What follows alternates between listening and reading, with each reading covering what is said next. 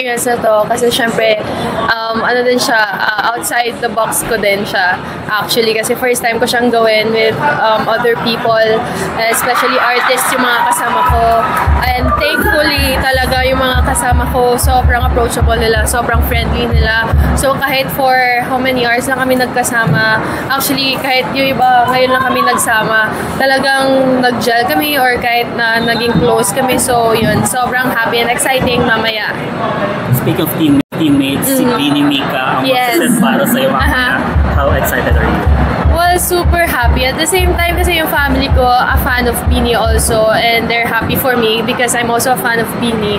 And syempre, looking forward to it na masetan ako ni Beanie Mika. And yun, super happy na lang din na I get to experience na makasama yung mga artists, especially sila si Beanie Mika.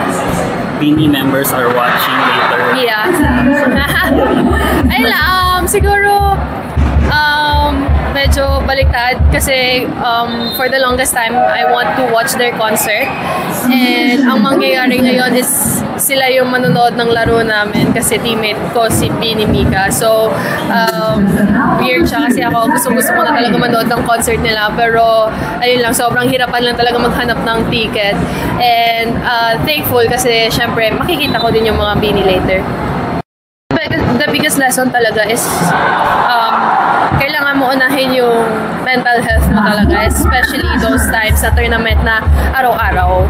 Kasi syempre, ups and downs yung laro mo dun. So, kailangan mo din talaga i-prioritize yung mga kailangan mo i-prioritize mo yung sarili mo, prioritize mo yung katawan mo, and syempre, prioritize yung mag-gel kayo sa team. Kasi syempre, we're representing the Philippines, so a lot of pressure din sa amin. Pero we try na i-shake off yung pressure na yun para mailabas namin yung best namin for the Philippines. Grabe yung running nyo back-to-back, isang bronze, ngayon naman silver. Yes, so, po. meron din ikaw dalawang individual awards. Yeah. Siguro it's a blessing na lang din na hindi ko in-expect talaga na ma-achieve ko continuously. Kasi syempre, lagi ko nga sinasabi, individual awards is something na extra na lang yun. What we're looking forward to talaga is yung makakuha kami ng podium finish, which is nagawa namin bronze and silver. So hopefully we'll get to our goal talaga, which is the gold. So yun, sobrang